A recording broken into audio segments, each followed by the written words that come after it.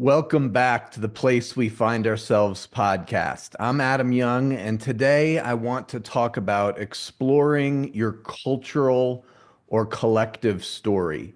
Let me start here. The fundamental premise of all story work is that your past story continues to affect your present day-to-day life. And it's important to understand that this is just as true for your collective story as it is for your individual story. Your present day-to-day life is deeply affected by the past story of the collective to which you belong. Okay, so that's the premise. Now, what do I mean by your collective or your cultural story? Well, most people belong to more than one collective. For example, if you are Korean American, you have at least three collective stories at play inside of you. The story of what it means to be Korean, the story of what it means to be American, and the story of what it means to be Korean American. All three of these cultural stories deeply affect the way your brain takes in the world if you are a Korean American. Engaging your story, exploring your story, means learning something about how each of these collective stories has shaped you. So, I am a white American. I can engage my family of origin story deeply, and I have, and I continue to. But, if I don't explore what it means to be a white American, there is a ceiling on how much freedom and growth I will experience as a human being. When I say, which I often do, that the past isn't dead, I am not merely referring to your individual past. I am referring to that, but I'm referring to more than that. I'm also referring to the cultural narratives that you were born into. Now, the sociological term for this is social location. You were born into a very particular social location. Social location is fundamentally, in my opinion, about belongingness. Belongingness. As you grow up in the world, you begin to learn like where you belong and where you do not belong.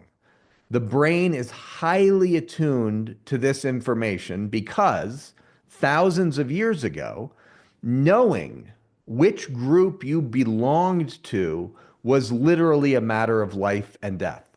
We human beings are tribal creatures, which is to say that belonging to a particular collective or collectives allows our nervous system to feel safe. To feel safe.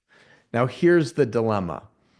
The collective story of some groups includes the exploitation and subjugation of other groups. As a white American, the story of America is it's part of my collective story. I'm American, therefore the story of America is part of, it's not all of, but it's part of my collective story. And the story of America bears great glory and great sin, just like the story of Mexico, Poland, Thailand. Every culture contains deep goodness, and every culture contains, we could say, deep sin and depravity. Part of the story of America includes destroying the original dwellers of this land and then exploiting African laborers so that white people could build wealth. So if you live in America, these aspects of our collective story have profound effects on present day-to-day life. And that's true whether you're white, indigenous, black, Asian, Hispanic, no matter what your racial and ethnic group is, these aspects that I just named of our collective story are affecting your life. A central tenet of story work is that in order for healing to occur, there must be an honest naming of what has been true in the past, an honest naming of what actually happened. This is true in your individual story, And it is just as true in your collective story. So, as a white American, I have to name what has been true of my collective story. That is, I have to put honest words to what happened in America between white people and indigenous people, as well as between white people and the peoples of Africa. A critical part of the story of white Americans is that we stole the land that we live on now. We destroyed the native inhabitants of America, and then we enslaved untold number of Africans to produce wealth for us. You've heard me say this before, and I want to say it at this point again. A wound that is unnamed is a wound that cannot heal. A wound that is unnamed is a wound that cannot heal. However, as Dr. Cornel West points out, American society prefers, on the whole, to deny the existence of its own evil. Denial is the opposite of naming. It is the opposite of confessing what has been true. Many white people in America, not all, but many, have yet to candidly name the impact of slavery on the present. I often talk about two of my favorite passages in the Bible, Jeremiah 6, it's repeated in Jeremiah 8, in which God rebukes the leaders of Israel for minimizing the wounds of the people. And this is what the text says: prophets and priests alike, that is the whole leadership apparatus of Israel, prophets and priests alike, all practice deceit. They dress the wound, this is God speaking, they dress the wound of my people as though it were not serious. Peace, peace, they say, when there is no peace. Now, this is what the majority of white Christians in America are presently doing. We are minimizing the wounds of our BIPOC brothers and sisters. We say, peace, peace, everything's fine. That was in the past. It's fine now. And when people of color cry out, we often attempt to silence their cries by replying, don't be divisive. Don't let anger over past wrongs get in the way of unity today. And we say things of similar ilk.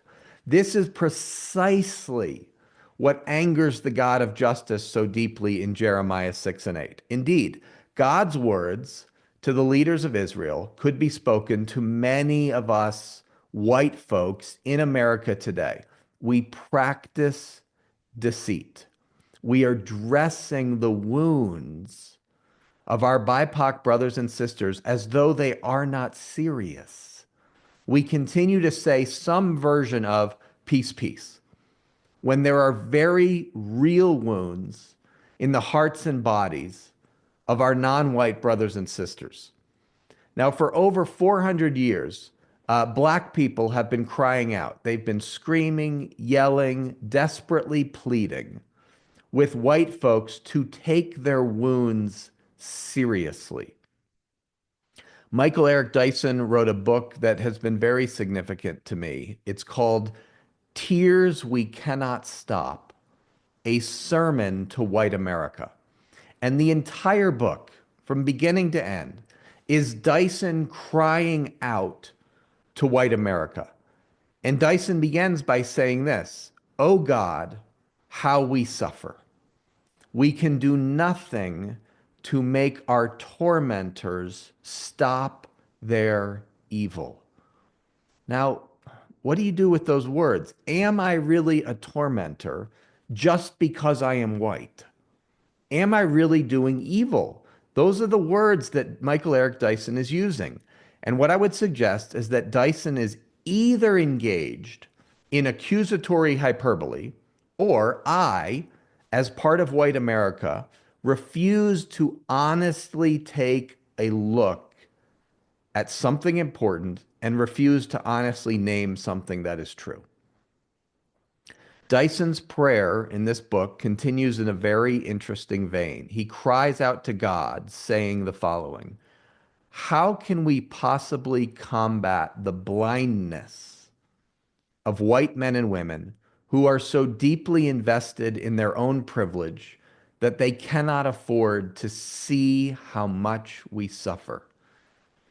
And then Dyson concludes his prayer by saying, Lord, convict this nation as never before. Let this nation repent of its murderous ways. Now, I know that's very strong language, but look, if you're white, what do you do with Dyson's plea? I can only think of two choices. You can argue that Dyson is out of touch with reality and blowing things out of proportion, or you can grapple with the possibility that we white Americans are not yet repentant of our murderous ways. Now, to be sure, Dyson's not saying anything new. African Americans, they've been pleading and crying out for centuries, begging white folks to take their wounds seriously. So, for example, consider the opening paragraph to a book called Race Matters by Cornel West. These words, they have haunted me in the best possible way ever since I read them over 2 decades ago. Here's the opening paragraphs. Black people in the United States differ from all other modern people owing to the unprecedented levels of unregulated and unrestrained violence directed at them. No other people have been taught systematically to hate themselves, psychic violence, reinforced by the powers of state coercion, physical violence, for the primary purpose of controlling their minds and exploiting their labor for nearly 400 years. And then Cornel West concludes by saying the unique combination of American terrorism, Jim Crow and lynching, as well as American barbarism, slave trade and slave labor, bears witness to the distinctive American assault on Black humanity. Now, if you are American, part of the collective story that courses through your veins is the story of the white American assault on bodies of color. And this assault has not ended. Back to Michael Eric Dyson, in Tears We Cannot Stop, he says this. He's talking to white folks. He says, you cannot know what terror we live in. He's not talking about the past, not in that part. He's talking about today. The American assault on bodies of color has left deep and wide pools of innocent blood crying out from the ground. This blood is fully present today. It lies just beneath the ground we walk on as we go to work, as we take our kids to school, as we enter our churches. Now, anticipating the objections of white people, Dyson concludes by saying this: if you claim that slavery and Jim Crow are ancient history, which many people do, how could that history be erased so quickly? Think about your family of origin story for a moment.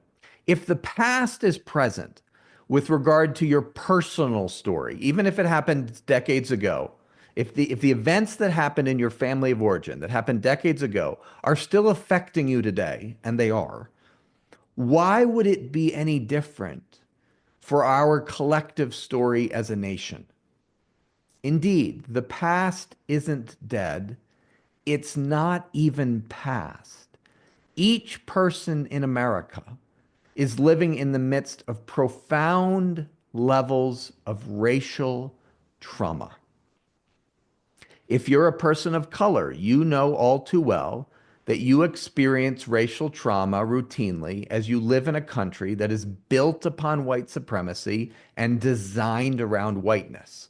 And moreover, you hold in your bodies and in your psyches and souls the knowledge of what your ancestors suffered at the hands of white people. And as a result, Many people of color feel an unsettledness in their bodies in certain places around certain groups of white folks.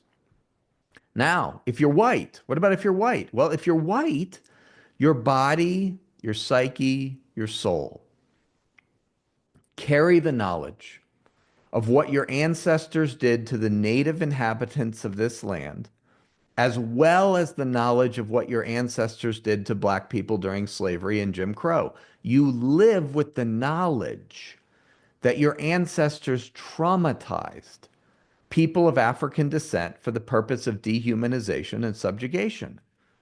And moreover, you carry the knowledge of your present complicity in a society that continues to traumatize people of color. So, to say it differently, white Americans carry immense shame inside our bodies, and we are often unaware that this shame is present. When we are aware of the shame, we frequently try to distance ourselves from it and or deny that the shame is ours to grapple with. Now, the essence of trauma is powerlessness combined with abandonment by potentially protective caregivers. That's a good definition of trauma. Powerlessness combined with abandonment by potentially protective caregivers. Here's why I'm saying this. If you're a person of color, you experience these two hallmarks of trauma regularly. First, you are confronted with the power differential between white folks and people of color. Second, you feel the sting of abandonment as you watch white people daily abandon people of color by refusing to take action to establish justice in our land. So, in short, people of color experience present racial trauma much more frequently than we white folks want to acknowledge. And the healing of both people of color and white folks is bound up in honestly addressing the immense harm that has been done. Yes, even the healing of white people. And there's an Australian Aboriginal woman named Lila Watson, and she once said to the white people who were coming over and working in Australia with the Aboriginal, with her people, she said this, it's a brilliant sentence. If you have come to help us, you are wasting your time. But if you believe that your liberation is bound up with ours, let us work together. You and I are not here primarily to help those we have harmed. We are here because our liberation is bound up with their healing. When white Americans ignore the cries of our black brothers and sisters for centuries, that indicates that there is something deeply wrong with the hearts of white Americans. We are bound by something. And our liberation, our freedom, our healing is tied to the liberation of our black brothers and sisters. Now, where to start?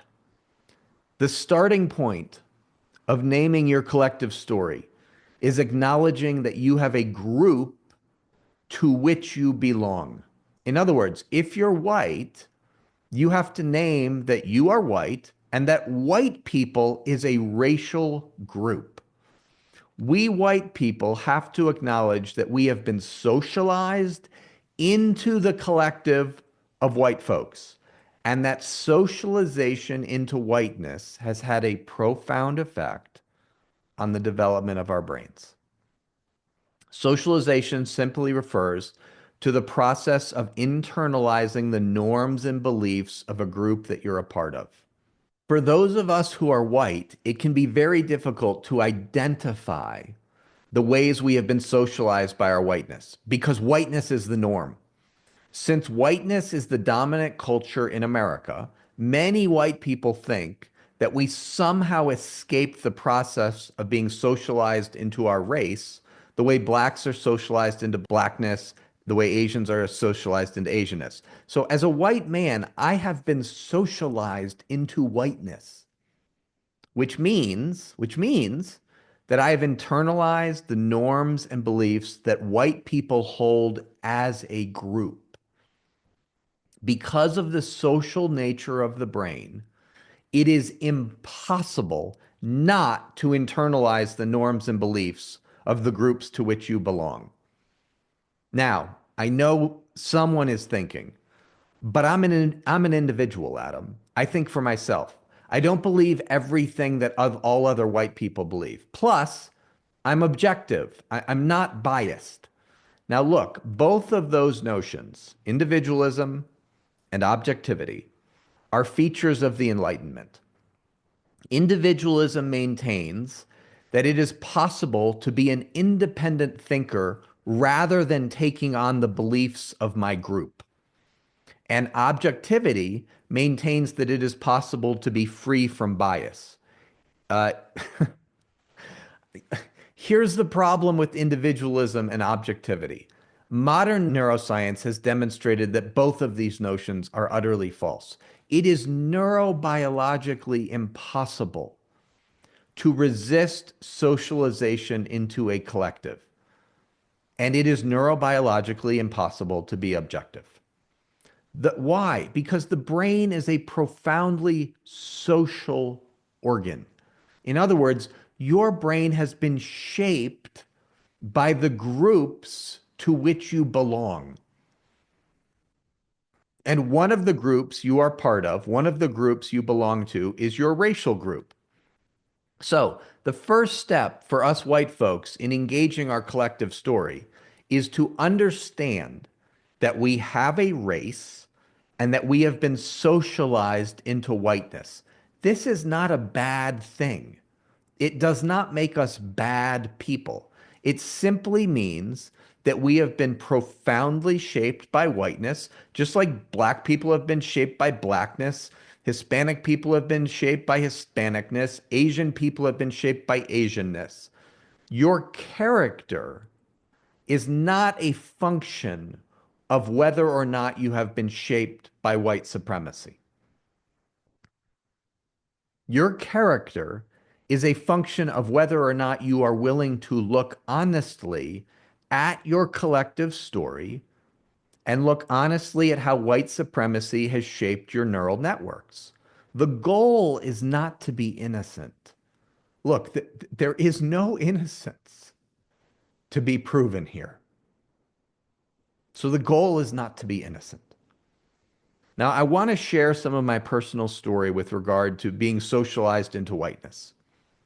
When I was 12 years old, I remember walking down our gravel driveway to get the mail alongside my dad. My dad and I were walking, and I was dragging my feet. And my dad sternly said to me, "Don't drag your feet like a," and then he said the N word. Now, what do you think that does inside the brain of a 12-year-old boy? I've just been shamed by my father for dragging my feet, but my dad has also offered me a balm for that shame, a way to make the shame decrease.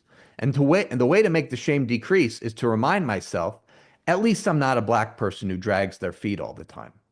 And just like that, in 15 seconds, white supremacy puts down roots in my young heart. Now, fast forward a few years. I'm sitting around the family dinner table, and the subject of affirmative action comes up.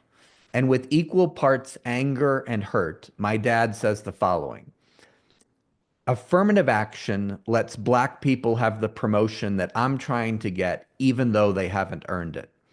Affirmative action, my dad said, is a handout to black workers who haven't earned the right to the promotion that should be mine. In short, someone less qualified than me is allowed to steal my job. Now, that's what I heard from my dad at the dinner table. What do you think happens inside the brain of a 14-year-old boy as I listen to my dad express his hurt and anger?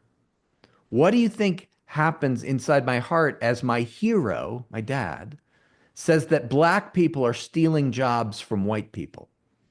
This dinner conversation is one of the ways I was socialized into the idea that whiteness is better than blackness.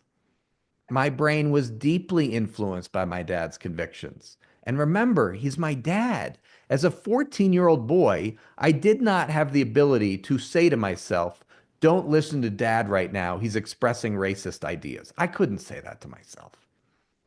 Even as I know the discomfort in my body, I am prone to give his voice, my dad's voice, significant weight because he's my father. And this conversation over dinner is part of my story of being socialized into whiteness. As a 14-year-old boy, I am going to perceive that affirmative action is unfair, and I'm going to perceive black people as stealing something from my dad. Now, at the time, 14 years old, there was no way for me to realize the absurdity of my dad's words. My dad was angry because a black person, in his estimation, was stealing from him. The reality is that my father's ancestors stole this black man's ancestors from the African continent and brought them to America, slave trade. Then they stole the fruit that this man's work produced, slave labor. It was the legalized stealing of black labor, black ingenuity, black creativity, black business savvy, so that white people could enjoy the fruits of what black people earned. My dad was angry about a black person stealing what was rightfully his. I hope you see the absurdity. But as a 14-year-old boy, I don't know any of that. I can't. Because that's not how slavery is taught in my social studies textbook, written by white people who can't bear to be honest about the degree to which modern white wealth was created by black folks. And as a result, I am socialized as a 14-year-old boy into racist ideas about black people. Now, here's the point, given what we know about how neurons operate, do you think these racist ideas simply disappeared from my brain as I grew into adulthood? Like, of course not. Racist ideas are deeply ingrained in my brain. I have racist neural networks. That doesn't make me a horrible person. It makes me a person with neurons who grew up in America. I am not the only white person with a brain bathed in white supremacy. If you grew up as a white person in America, then part of your collective story, not all of it, part of it, is based on white supremacy also. This doesn't make you a bad person. It simply means that you have been paying attention to your environment and your neurons have been working properly. Your brain, just like the brains of people of color, has developed in the midst of a society that overwhelmingly privileges whiteness over all other skin tones. And even if you didn't have a dad like my dad, you can't grow up in America without being socialized into whiteness. Now, there is no, I hope this is an obvious sentence. There is no easy way to address the harmful realities of our cultural and collective stories.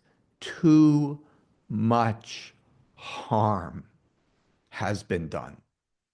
However, you can either honestly look at the past and acknowledge how the past is present, or you can try to ignore that the past is a powerful player in your present day-to-day life.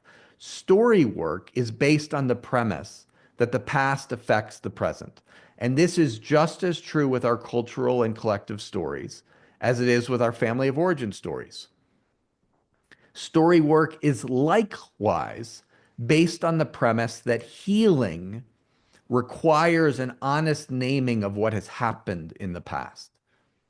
And again, this is just as true with our collective story as it is with our family of origin stories.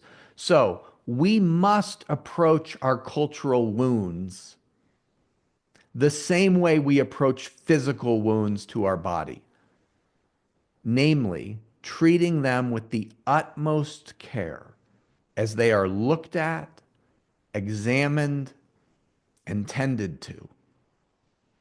Now, let me end with an important reminder for white people like me. Your character is not a function of whether you have been shaped by white supremacy.